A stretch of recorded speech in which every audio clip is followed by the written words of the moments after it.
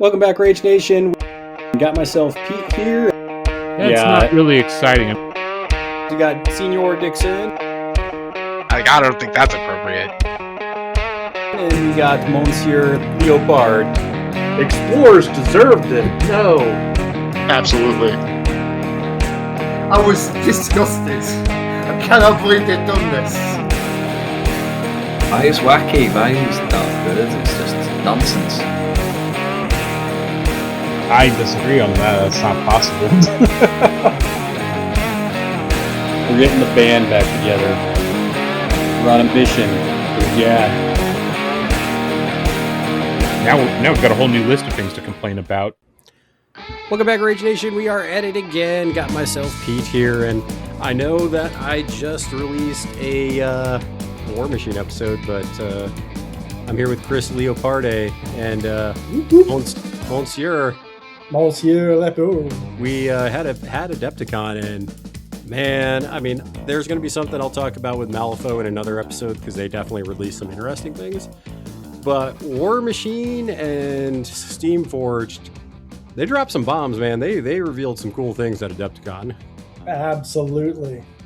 Like I saw everything, and the video went on for a decent amount of time, and you know, it felt like that Archer meme of stop, my penis can only get so erect. Yeah, you had me at hello.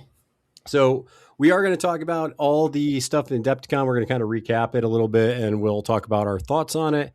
But before we get into that, make sure that you guys check us out. You can do that on our Discord channel where we have people talking about Warmachine and Malifaux stuff, because we still mostly are Malifaux podcast, but I don't know.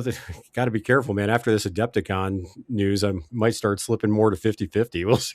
We'll see. Yeah, we'll see. But if you also want to support us directly, become a patron at patreon.com/RageQuitWire, where we put content out early for the patrons. So they're going to have 2 episodes where other people are going to have to wait extra time for both those episodes. And they get other content that other people don't get. So yeah, definitely support us, especially as we continue to venture into Warmachine as it keeps expanding for sure. So, Chris, just general thoughts before we talk, because I'm going to go through some of the images of what was revealed and what was said, but just general thoughts of just after watching it. And I'll put the link in the show notes so people, if you haven't watched it, you can go back and check it out. What are your general thoughts after just seeing that revealed the other day from Adepticon? Woo! Hell yeah, man. No, it's awesome. They spoiled quite a bit of stuff, even spoiled stuff from later in the year. Well, they gave a calendar, right? They showed us a calendar for a couple different paths of they did what they're doing, and we'll go through that here in a minute. But I love it when a company does that, because that really lays the groundwork and gives you what you can anticipate for the upcoming year. Yeah, for real, absolutely. So yeah, we'll get into it. My reaction was just one. I told you this before we started recording. You can say whatever about steamforged. Their production quality at these conventions is always great. I love the way they put it together. They had a cool hype video in there as well. They showed some cool renderings. They gave us a calendar. They showed us a lot of new goodies coming out. So yeah, steamforged always knocks that out of the park. I really loved that with Guild Ball at all the events that they did for that. They would do something similar. So it's just really cool to see that carrying on into the Warmachine world as well. Oh yeah, absolutely. I really would love to go to one of these larger cons and see these things. Well, we're going to end up talking about one of them, so we'll see what happens with that. I was going to mention November. That's a possibility. I'm just saying, Chris, St. Louis isn't that far from me. St. Louis is not that far from you. That's absolutely right. It's a little bit of a drive, but man, I don't mind making it. Yeah. So first thing I do want to talk about is we end up getting what essentially I called it vampire counts for Warmachine. Yeah. So we get this Fane of Nairo. Did you hear how they pronounced it? I didn't quite catch it. It's Nairo, I think. Yeah. So I'll read this real quick for people that haven't seen it. But here's who they are, right? So it's a House of Dusk, more ancient than the rest, hungers for control, and more besides. So apparently they mastered beasts that are underground. So we're going to see a lot of these bat beasts, and the sculpts that they showed us are very dynamic. Yeah, if you're in the Rage Quit Wire Discord, my buddy Brian is actually there at Adepticon, and he actually took some video of the models that they had on display there. So check that out in the Discord channel. They emerged during this godless time, so go figure. When there's a vacuum of power, vampires are going to fill that gap, right? Well, they disappeared because the gods, because they wanted to just cut off all contact with the gods, and then now that the gods are gone, they're creeping back out. Yep. Yeah, it's kind of like when good is not present, evil is going to creep in more and more, right? Yeah, yeah.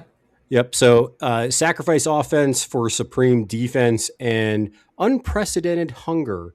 So I thought that was interesting because that kind of hints at maybe a play style that this faction is going to have.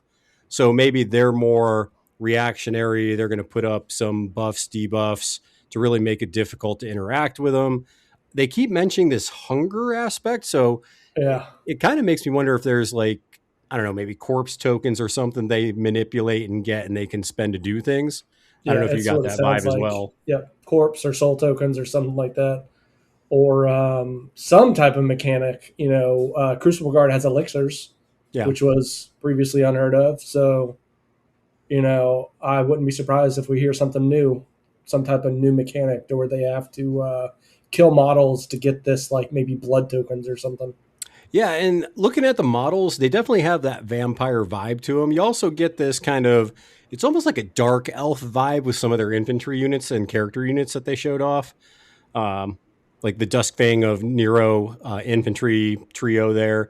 They have all the, just like vampires, they always have these like very fluent cloaks that they kind of flip around.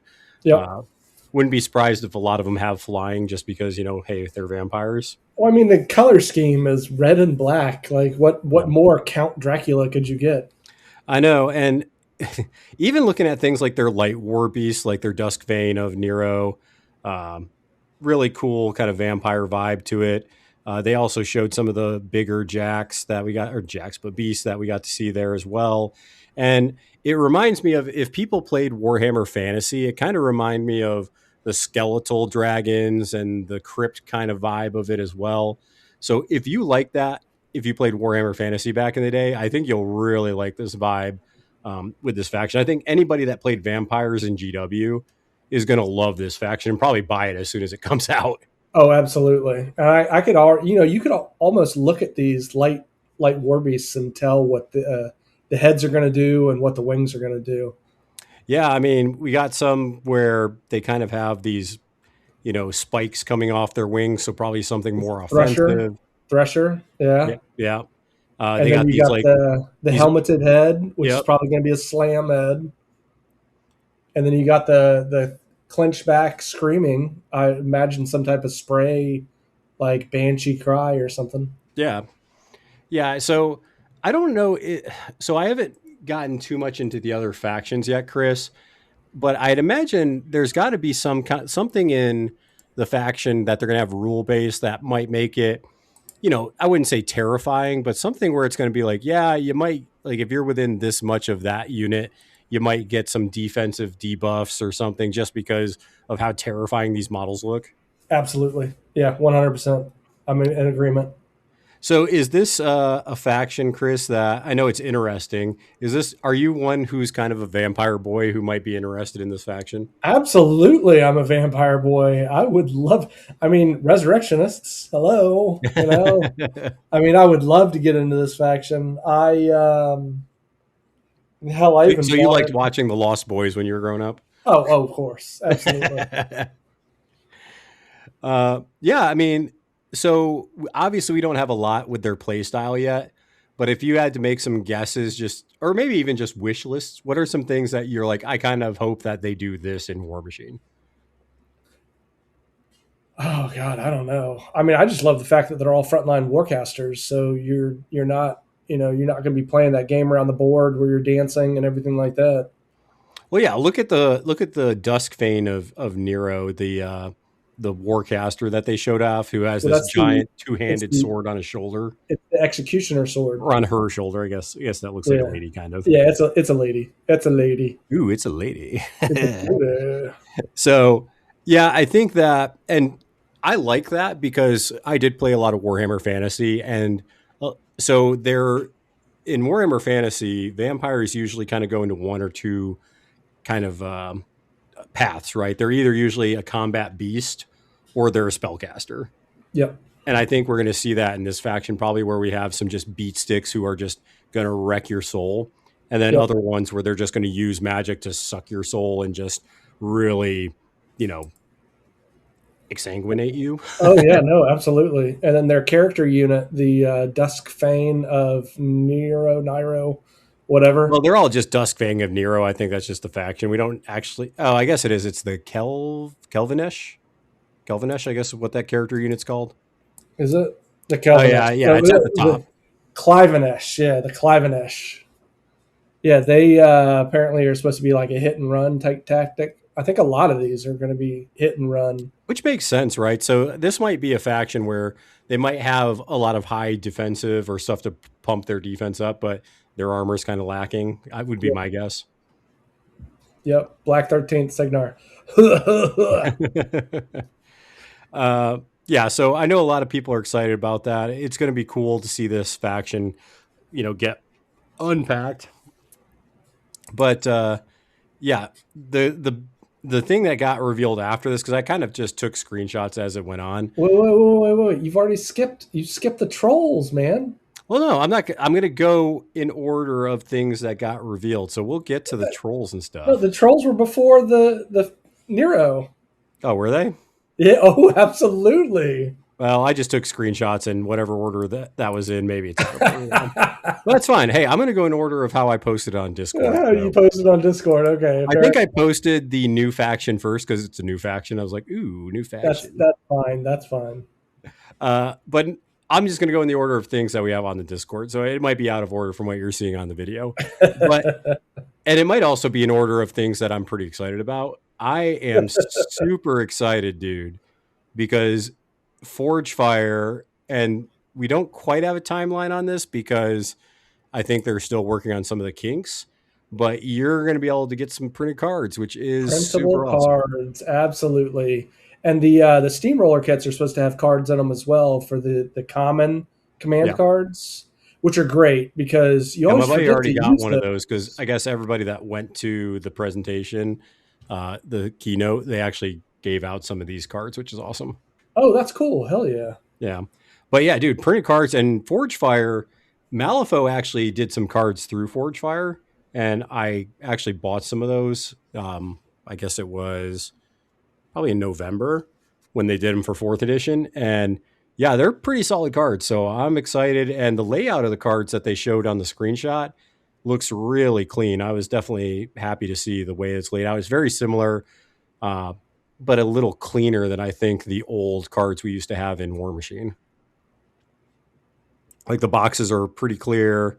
Oh yeah, absolutely. I was looking at the cards last night as it, and I paused on the cards. Yeah. And I was just admiring, the crispness.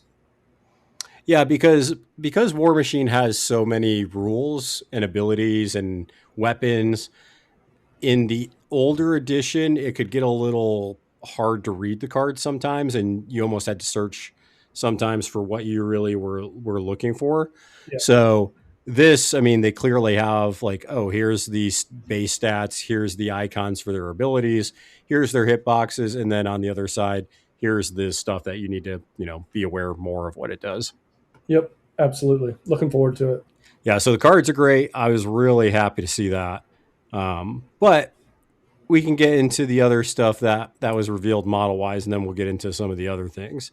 So, yeah, Trolls, both versions of the Trolls, so the Creel Guard and the Brine Bloods, got some pretty spicy models that they're looking to do. So before we get to my Brine Bloods, let's look at the Creel Guard and kind of the gargantuan Kith Guard coming out Kith with Guard. Yeah, the Fortress King that was spoiled that you can trapdoor off of.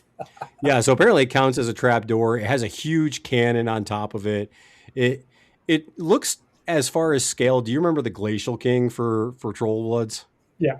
It reminds me of the scale of that, and I didn't like the model of the Glacial King or whatever it was called. Yep. I do like this better because it does have this mountain on it, but then it has the guns kind of breaking it up. It has, a giant chain axe or whatever that is. Well, the model in itself, when they show the model at the very next slide, the axe, like it's a massive saw blades axe, Yeah. and that axe is like literally the size of the mountain on its back. Yeah. Yeah, it's It huge. is amazing. Well, I think they compared a lot of these models to other huge models and normal size models, and these gargantuans are significantly bigger than some of the other colossals and gargantuans we have. Significant, even bigger than like the super heavies. Like, I mean, they just tower over all these things. Yeah. So, I mean, that's a really sweet model. If you are getting into Kithgard, that's something that I would definitely look at just adding to it, because it's going to, I could imagine going into the jungles, right? And you're fighting all these hit and run trolls, and then you think it's a mountain. And it's like, oh no, that's just a giant troll with a mountain on its back. Yeah, I'm super excited about it. To Now- see it on the table. I'm not going Kithgard. Now, I will say Kithgard's one I might flex into, but I don't think so because of what's going to be talked about later. So I did also enjoy for Kithgard, they talked about General Gunbjorn Gunbjorn, one of this my is the guy favorite riding a casters. tank into battle. Yeah, it's one of my favorite casters. I played him so much when I played Trollbloods. Well, he's on an 80, so this is a pretty decent sized tank. And I can't remember if that was Russ talking there, but whoever was talking during that part was talking about how General Gunbjorn is also pretty ridiculous on the table. Like, Yeah. pretty good. Yeah, pretty good. Pretty good. I mean, if you're riding a tank into battle, I think you should be pretty decent. Absolutely. So I think that's the model where I saw that. And I was like, if I was going to play Kithgard, that's the reason I would play Kithgard. Well, I mean, the way that you look at it, like Dusk, each side of Dusk flexes into the other. Kador, each side of Kador flexes into the other. I mean, you're going to have journeyman casters are going to flex into both sides of trolls. Yeah. Yeah. So you might as well get Kithgard.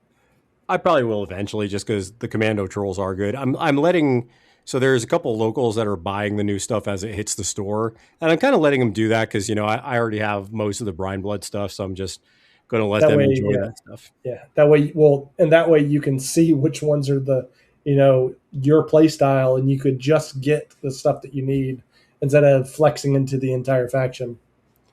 Yeah. Yep.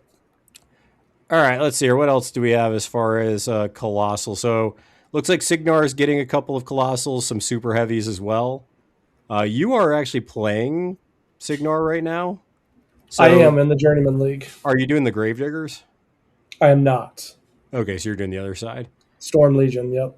Because I know that Gravediggers, they're getting a Super Heavy, I guess it's called, is that Bandit? It's Bandit, I believe. It has like a giant Gatling gun that looks bigger than a Gatling gun, so it's probably shooting like 155 rounds. It's a giant Gatling gun that's bigger than most of the large models and possibly even the Super Heavy. Yeah, I mean, it just looks ridiculous. I don't know about you. Like, why are you interested in that version of Signar? Because to me, I feel like I'd be more interested in the Gravediggers side of it. So I don't know what you like more about the other side of it. So I actually did Signar Storm Legion on purpose because I'm trying to coax Brian back into playing, and he's always loved the Knights and everything like that. So I did this purposefully so that I would have an end goal of coaxing Brian into the game. Gotcha. Yeah. Okay. Gravediggers are awesome.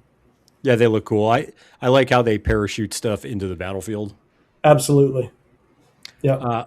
But the Super Heavy War Beast I am kind of excited about is the old Brine Blood Super Heavy, the old Scuttlebutt.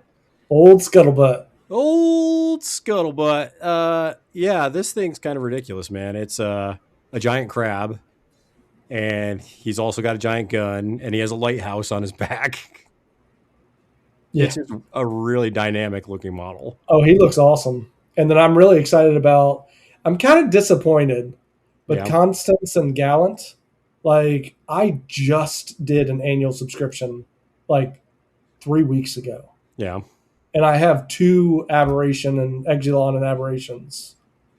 Like, I would have really wished that I would have waited. Yeah. Like, Well. yeah. Well, there you are, man. Yeah, there you are.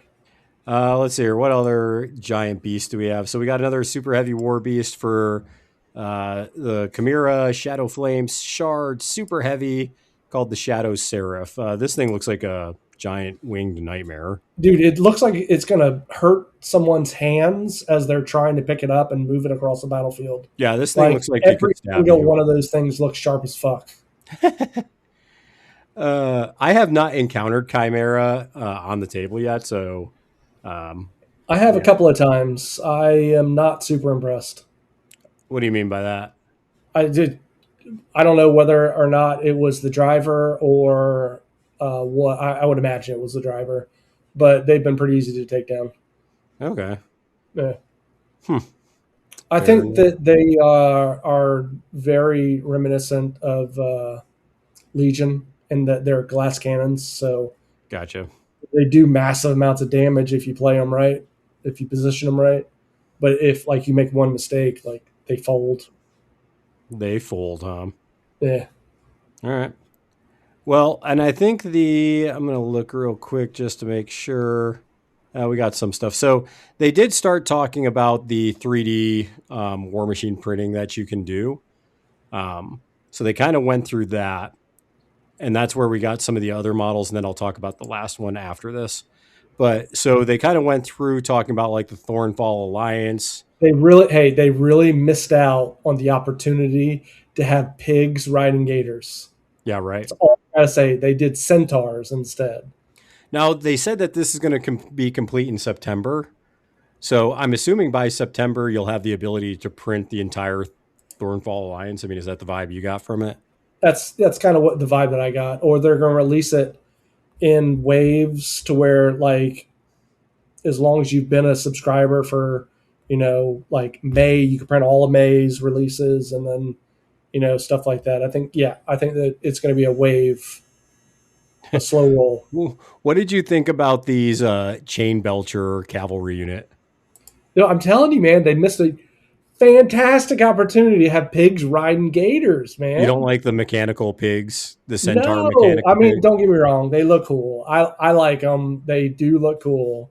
They've got those harpoons on them, which, lead me to believe that they're going to be a double threat. They're going to be ranged and melee threat. But pigs riding gators, man. That's the 100% the way I would have gone. Yeah, and going more into some of these prints that they have, they got a new subscription model, the Constance, Blaze, and Gallant. I think this is kind of you saying you wish you waited, right? I really wish I would have waited. It's so disappointing. Is this a mercenary unit? Like I literally have the box right there, the Aberration right there. Yeah, it's just sitting in a box. So what is the So once again, I'm kind of getting back into it. What's the Constant Blaze and Gallant here? Gallant, whatever. Gallant. Are they a mercenary unit? Yeah, Gallant was a mercenary unit back in the day. He was a colossal. Yeah, he looks very knightly, I will say. Yeah. I think it was the or no, you know what? I think I might be thinking about the Galleon. Yeah, I think you are thinking of the Galleon. Yeah. Maybe Gallant was the old Signar one. Maybe they moved over into that's the cool thing about the app is you can literally just go back and look. Go back and check it out. Yeah. Yeah, while you're looking that up, we also got all models for like Alistair Kane. We got the Liegeman Primist. That's your old Umbri solo nonsense there, so it looks like an all model for that. And then we got a Creel Stone Twist.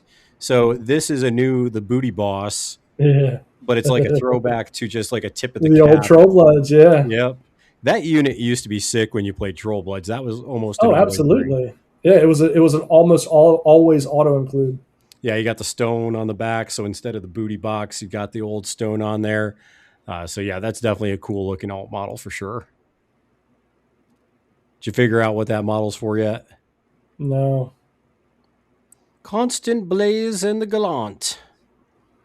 I'll have to go back and listen to that part to see what that model is all about. Yeah, I know everyone was screaming whenever that came up.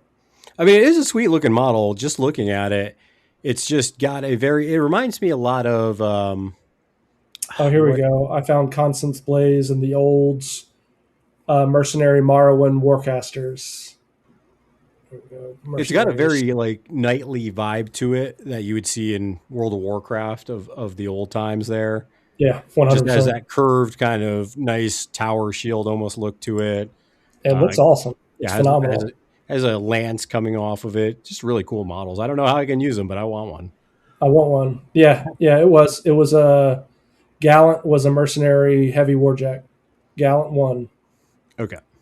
Yeah, it was just mercenary warjacks. So it's got shield guard. It was bonded to Blaze. She cannot be targeted by enemy spells. Okay, so she had Sacred Ward as long as she was base to base with Gallant. So probably expect some similar things to that. Yeah, I mean, so on top of that, live now on the 3D printing, you can print the Grimkin, the Infernals, and Convergence. So they also were like, yep, that's live now. So that was kind of cool to see as well. Well, that's almost live. It was 6 days from yesterday, I think. Okay. Well, the slide that I saw, it says live now on Mimey Factory. Yeah, you can buy it right now. Yeah. My Mini Factory. You can buy the files. I'm going to call it My Me Factory. That's the way I'm. My Me Factory. Yep. So I know people are super excited about that, and on top of that, apparently they paired with Terraniacs as well, so you can actually print your own Warmachine terrain, which is super sweet. A ton of Warmachine terrain. You know, I'm going to a really big. Brewery. Did you ever do anything at the Savannah River Brewing Company? I did not. Okay. I thought maybe that might have been one of your old Guild Ball games days. Not down there. But yeah, we're doing a big October event, and I wouldn't be surprised to see it completely covered with Trainiacs. Yeah, I mean, so that was cool to see that you can print that as well. We'll talk about the other partnered stuff that they announced as well. But before we get into the partnered stuff, the last models that we saw, I guess, spoiled is one I know a bunch of people are going to be super pumped about. It's all the Protectorate of Menoth stuff. It's so pumped that they thought ahead to you can now buy and print out your own Menoth armor. Yeah. Did you see that? I did. I didn't take a screenshot of that, but I thought it was pretty wild that they're like, yeah, check it out. You can print off this and actually cosplay as a Menoth Knight, apparently. Yeah, from Galactic Armory, which is awesome. Chris is just going to have a helmet and shoulder pads kicking on. No, my buddy Mike, he's big into Menoth. He is huge into Menoth. And he's been talking about them for months now and getting, just being like, when are they going to be released? When are they going to be released? And now he called me up today and he was like, dude, I can print out my own armor.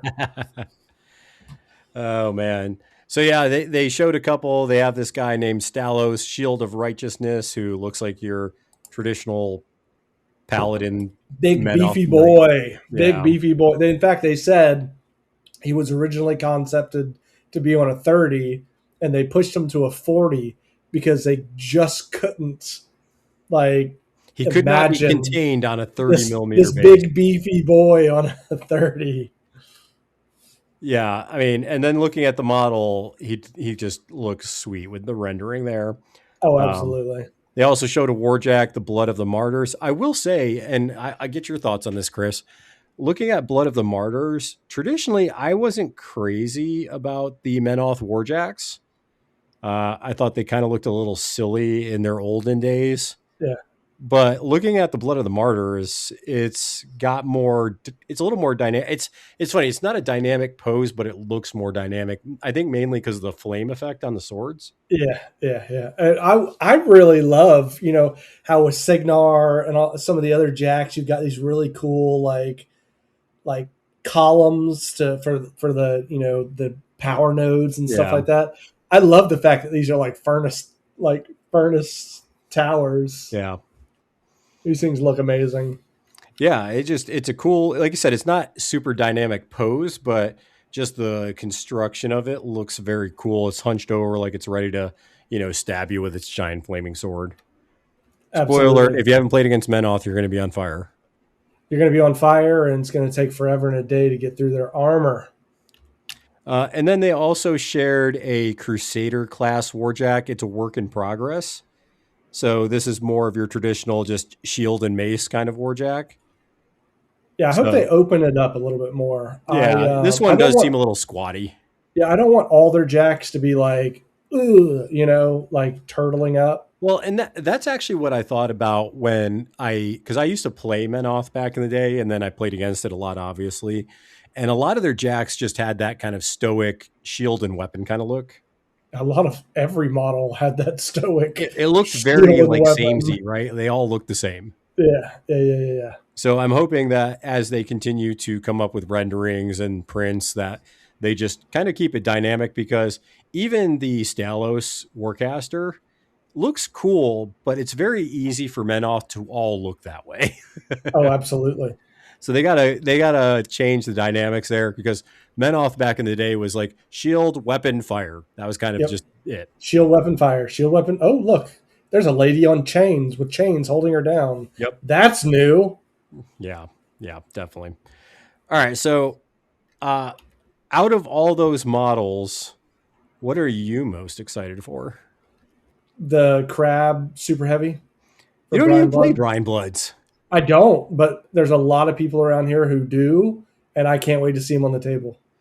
Yeah, I mean, I saw Menoth, and it's funny because I'm kind of jazzed about Menoth, but then I'm also like, a lot of people are going to be jazzed about Menoth, so maybe I'm not.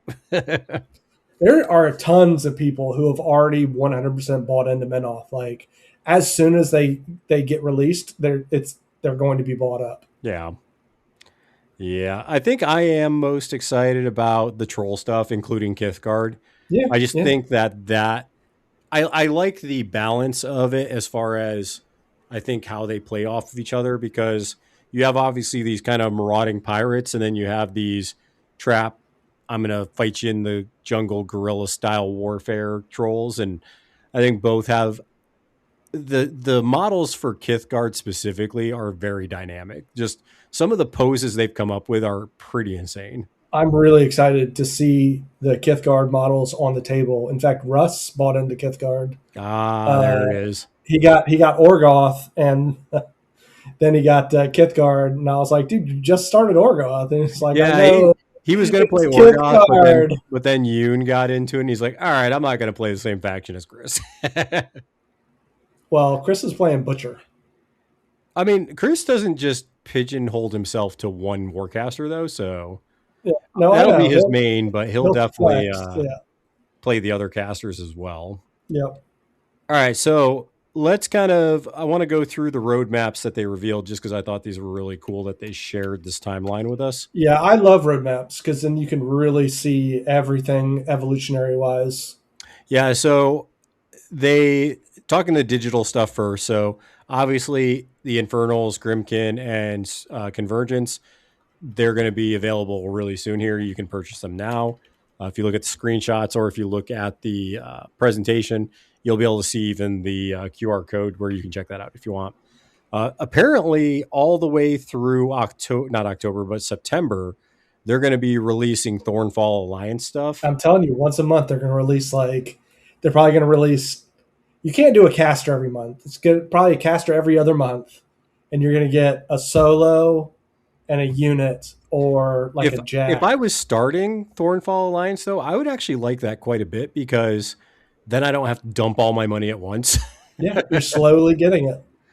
But I will say, if you look at October and November, they say to be revealed. Yeah. What could that possibly be? Are you thinking, are they going to start doing like mercs? Are we going to start seeing mercs? Well, I mean, so right now they've been doing the mini factions, and it's mostly the mini factions. So I think mercs, 100%. I think mercs. Yeah, I mean, because there was especially the dwarf mercs. And I think actually, if I'm going to go back to this one slide. What was it? They were the Because Rule Guard. they did reveal some mercenary units, didn't they? Or models, I should say.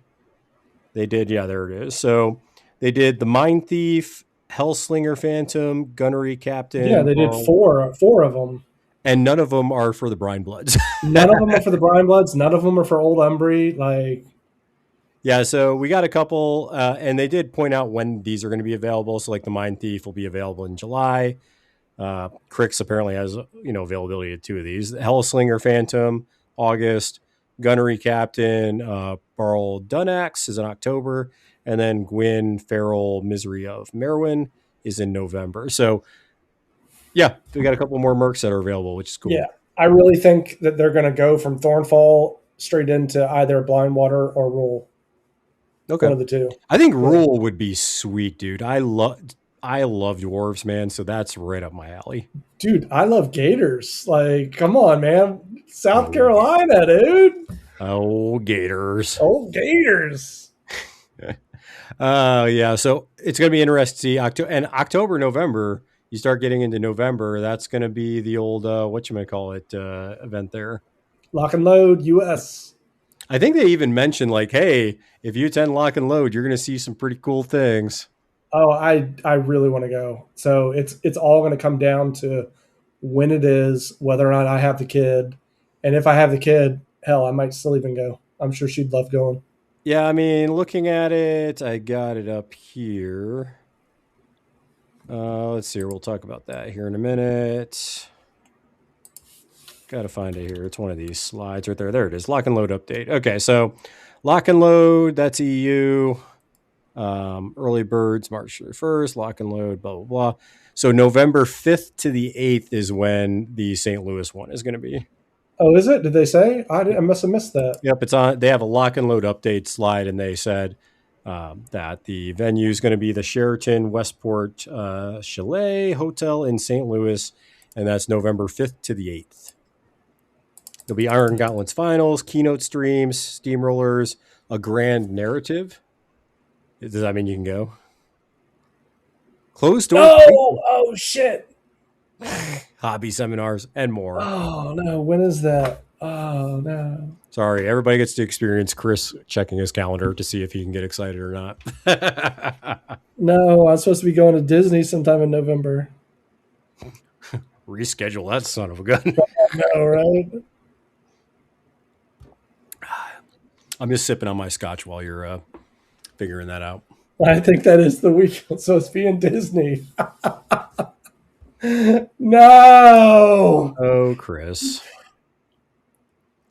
Well, to be continued on what Chris is going to do in that situation. Anyways, going back to the calendars. So yeah, that'll be excited to see what they do for that. And then talking about the roadmap for just new actual models that they're releasing. So they have the next 3 months. They got the Kith Guard stuff still being released. So that's all the units, War Beast, all that fun stuff. They also have the Signar Storm Legion, the Thunderhead 2 Super Heavy. Apparently that's coming out soon this month. No, that was released this month. Oh, was it? It was actually released a little while ago. Okay. Yeah. Then we got the core expansion for Kith Guard in April. Got the auxiliary expansion for Kith Guard in May. Lock and Load Keynote. That one's going to be in May. That's going to be, I think that's the European Lock and Load. I think that's that event. And then over June through September, you should see some Dusk Fane of Naira stuff being released. And then in October and November, you're going to start getting some of that sick Menoth stuff. So, yeah, Menoth's not too far away. That's just in October, man. That's so close. Yep. Not too far away. So I like that roadmap. I think it's exciting to see releases coming out pretty consistently, and it gives you something to look forward to. Plus, it's kind of big because, like you were saying, you have a good friend who is a Menoth homer, and it's good to have this roadmap because you can be like, hey, dude, October, November, start looking out for your Menoth stuff. Oh, absolutely. Also, really love some of their partners. Yeah, so let's talk about the partners. So they released a bunch of partners that they are starting to work with. We mentioned the Terraniacs as one of them. What's one of the other ones you saw where you're like, oh man, this looks kind of cool? Goblin Hobbies, dude. Goblin Hobbies. That was the little sticker templates. Yeah, I saw those and I was like, oh man, so we got like decals coming out now. You can put Yeah, dude. That would be awesome. Really looking forward to that. Yeah, so and it's just really cool. The one that I like is and a lot of people know this now, but Baron of Dice has been doing a lot of stuff, but apparently there's Baron coins now. Yeah, so what they do is they fit into a lot of their different things. So they have widget templates and so tape measures, tape widgets, measures. Yeah. gauges. Yep. So apparently you Oh, can just there it is, right on the slide. yeah, you can buy these coins, and they just I don't know if they're magnetic or whatever, but they just click right in. They're magnetic. Yeah, they just snap right in. Yeah, that's super sweet. Yeah, really excited about that. That way I don't have to buy a tape measure for each of my different factions. For every faction you own. I just buy a coin. Yeah. Yeah, that was a pretty cool one. Baron of Dice also, I guess they have new Convergence and Kithgard dice, which are super cool. And I will say, have you ever bought Baron of Dice? Yeah, I've got They're seven really nice. different sets. They're really nice, man. I have so many Baron of dice. I love them. I got the cheese dice playing the rats. Yeah, what did you think of what do you think about these War Mag trays that they kind of showed? Well, it's actually hilarious because are these tournament trays? Is that what these are? I built or are my they own. dice trays? They're traveling trays. New They're magnetic bases on the bottom, so you put your models in there, and you travel with them. Okay. Yeah, so it's like another option other than the KR multi-case foam that you can do, and then you got the magnetic army cases and stuff like that. Yeah, that's what these are. Yeah, I definitely. I actually want to make my own board. There's a 3D printed pirate ship that I want to put on a display board. That way I can maybe put some cutouts to put my models in. That way it can be like a display board for the Brine Bloods. Absolutely. Yeah, so I'm kind of excited about that. I think that's all the partnerships. Was there another one I missed? There's one more partnership, which I have so many mixed feelings about. Yeah, what was that? You love them, but you hate them.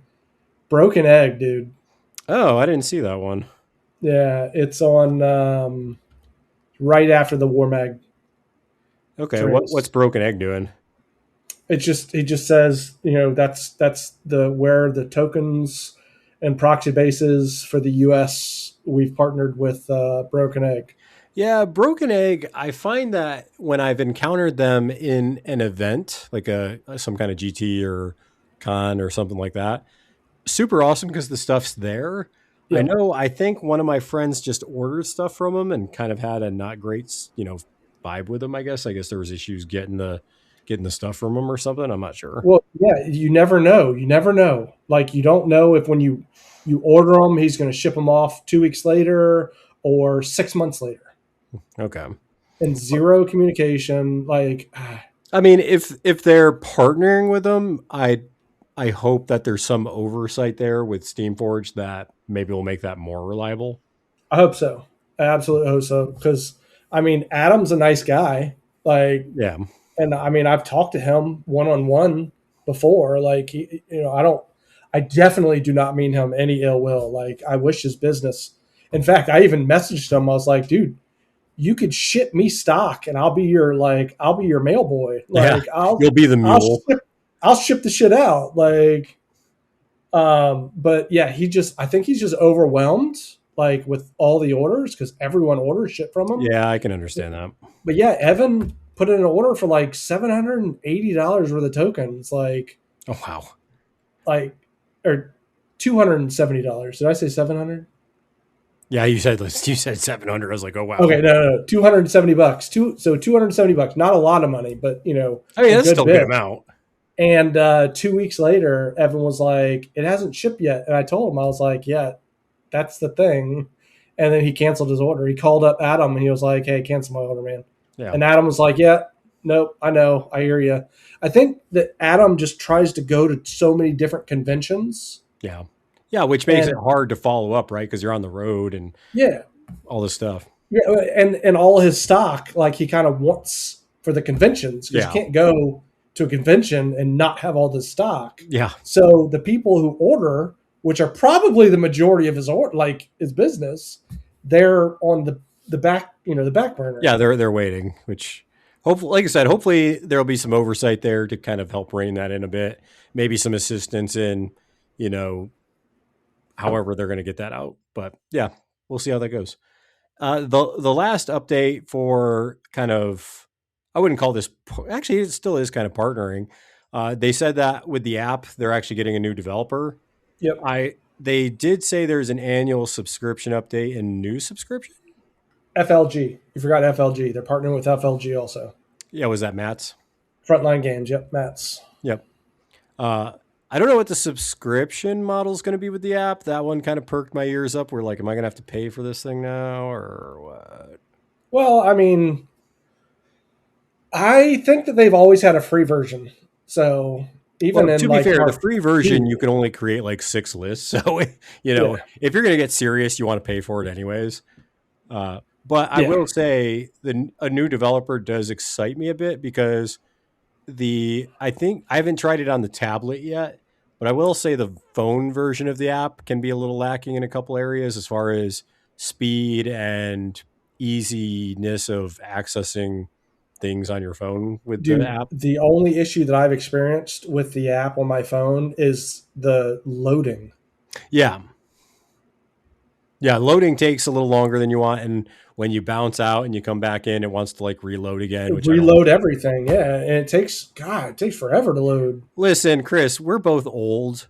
I can remember being on the internet and watching the pictures load bit by bit, and just it's like, oh wait, there's there's a shoulder. Those of you that looked at things naughty on the internet back in the day, oh my gosh, you know what Chris is talking about. So yeah, hopefully that can improve the load speed and just a little smoother. The app's still really good, but I'm curious what the new developer is going to do there. Yeah, absolutely. So I will say something that I thought was really cool, and I think I have a good pulse of games when I get into them, and this is something that definitely really validated everything that I was feeling about Warmachine. They had a slide in there where they started talking about manufacturing updates, and they started talking about production and just like, hey, here's kind of some numbers we're seeing. And one of the things they talked about was in the U.S. production capacity increased by 30% from March to December of 2025. 40% increase further in the U.S. production capacity will be placed in March of this year. EU production is increased 25% in August 2025. UK production also see that going up. They also have retail supply for Australia and New Zealand. That's going to be shipped, I guess, from China. That's going to make that more stock's going to be available in mid 2026.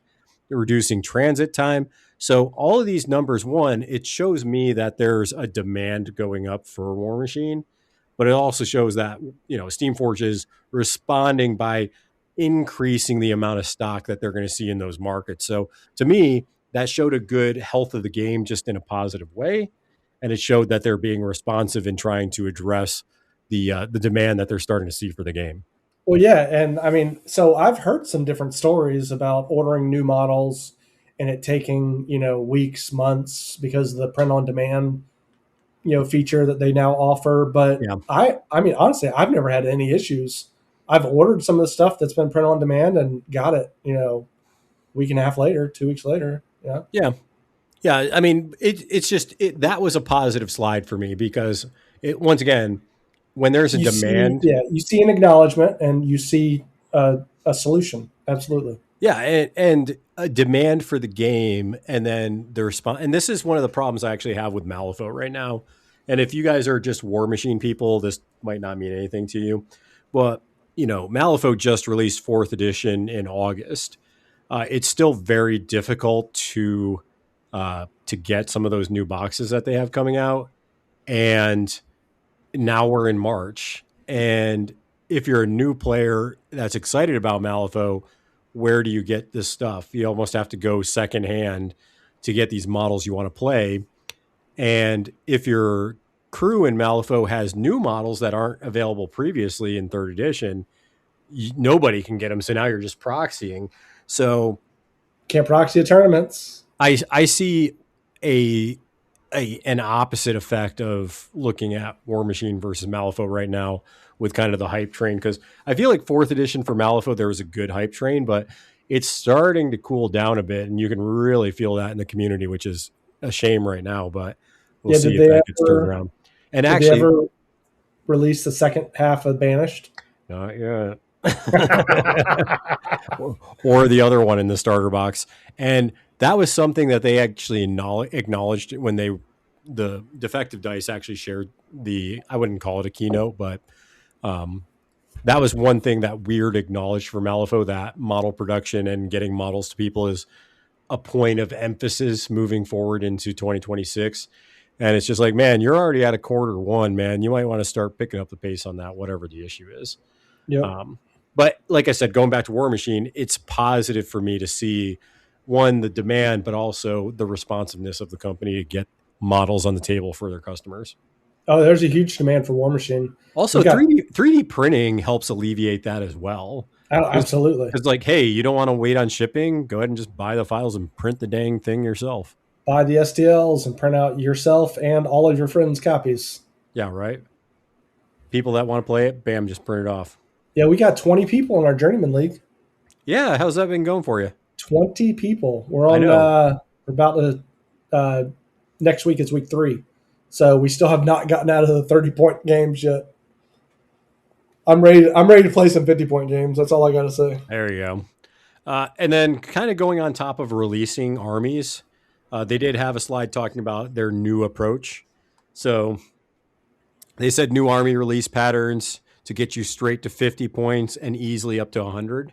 Oh, I love the box concepts. Yeah. Absolutely. Yeah, they talked about, instead of battle group boxes, core expansions, and auxiliary expansions, we'll have army boxes containing 50-point armies.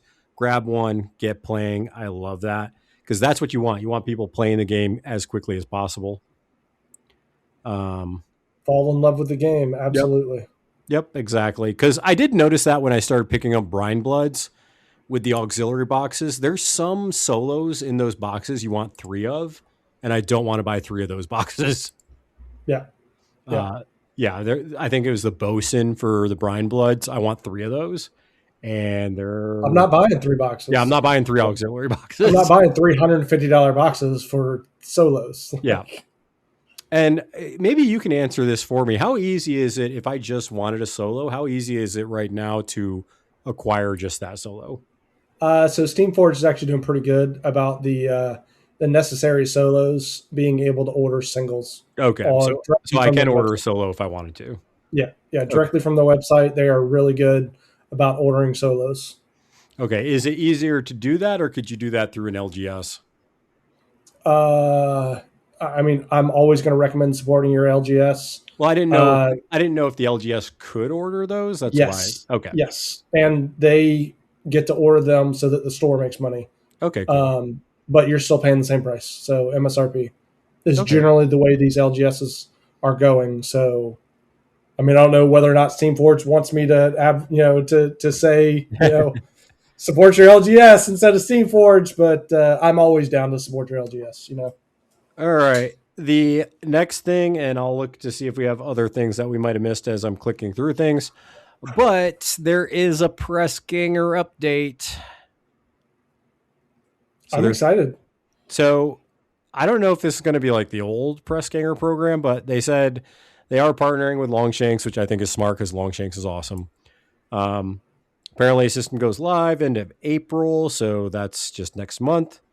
With points retroactively applied to any events running from today. Earn Press Ganger points through activity to redeem against exclusive Press Ganger merch. I didn't listen to them talk about this part really because I was kind of in and out of things as they were talking. Did you get any more info off what they said besides just those bullet points? So basically, it's the bullet points. The guy, Jamie, I think it's Jamie, who talks about that stuff. Yeah, usually. He said basically, if you're running events right now, you're a press ganger. Or if you're hosting events, you're a press ganger. If you ever host any events, you're a press ganger. You will get points. You will be supporting the game, and we will. What is the point? What do the points go to, though? I guess. Yeah, we don't know. We don't know yet. Yeah, we don't know yet. It just said. I think I did.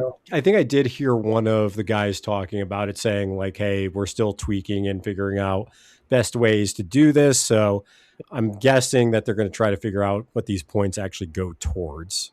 Well, so I would like to see 2 different point schemes. I would like to see being able to get merch that you can, be recognized. Like swag you could give out to people. That you could be that you could be recognized as a press ganger, and then swag that you can give out to people. Yeah, because back in the day, the cool thing is, because I used to be a press ganger, so when I did all these events, you would kind of register it, and then there was a press ganger store that I could then purchase stuff through, and I would use that for things like prize support, or I'd use it for, if I did a demo day, I'd give away models or something like that. So I don't think it's going to be quite that, but even if it was half of that, it would still be cool. Yeah.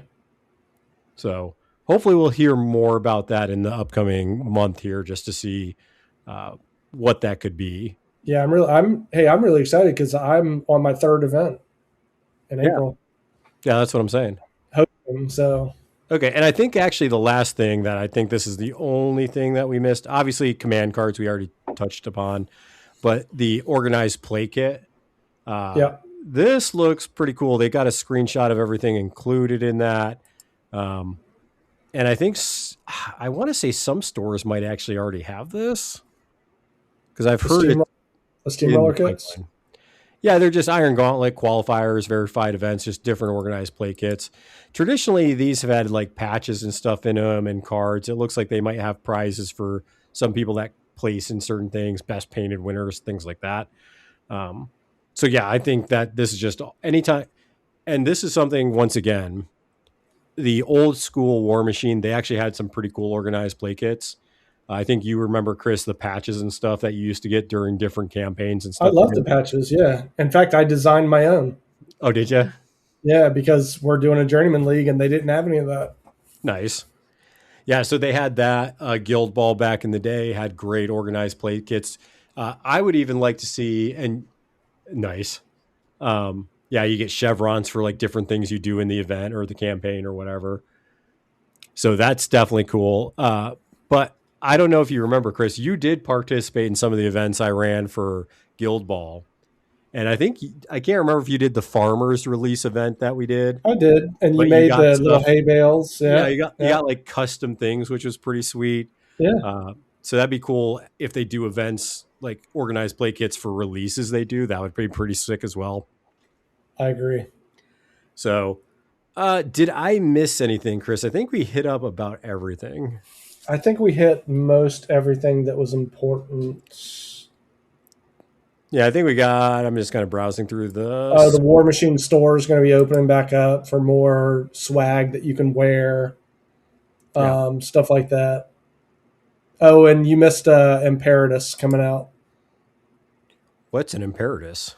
It's the Dusk Jack. The old Imperatus used to be the Phoenix Rising one, the one where you killed the Jack and then it got to remove 1 point from each of its systems and all of its shield, and it came back. There's a lot of people that are disappointed because of this new sculpt, because it doesn't have, like, the Imperatus had wings and it was all about, movement. And they did say during this the keynote that Imperatus was going to be all about movement, sidestep, dodge, like all this stuff. But they took away his wings, which some people are kind of upset about. I'm a peacock captain. You got to let me fly. Got to let me fly. Yeah. So, man, we went through a lot of stuff there, Chris. I mean, it's an exciting time. If you're interested in Warmachine, there is a lot going on. Yeah. I'm just saying, pigs riding gators, man. And then with the Blind Water congregation, they could have gators riding pigs. It's Why full not? circle, dude. Why It's full not? circle. I guess my question is just kind of talking about stuff. Are you interested in revamping your Grimkin experience? I have I already heard they killed off a requested. bunch of models that you can't play in Prime anymore. They did, but that's okay because most of the models I killed off, I didn't play. They weren't great, you know. The piggyback riders, they were funny, they were awesome looking, They were but funny. they weren't great. You know, they weren't a good model. But I've already requested a whole list to be printed out for Grimkin. Yeah, Just hit that nostalgia. I already vibe. paid into it as well, so I'm good. Oh, there you go. Yeah, I think I'm still interested in the Crucible Guard. I mean, obviously this isn't anything with this, but as far as like print on demand stuff, I'm going to slowly start printing some Crucible Guard stuff. People that are on the Discord will see that I already painted up, and I actually painted that model up pretty much in one day. And Chris is like, "Dude, you got to slow down there." You slow down there. I mean, seriously, man, you're making my gray shelf of shame look horrible. Well, I mean, granted, it's one Warcaster. I don't have the jacks yet; those are going to get printed hopefully next week. But I got into it, right? Just the kind of alchemist vibe to it. I based it in this cool kind of Martian Earth texture basing that I have. Use that cool dark green to it. Looks awesome. Like I'm hoping that whoever listens to this goes to the Discord and looks at it.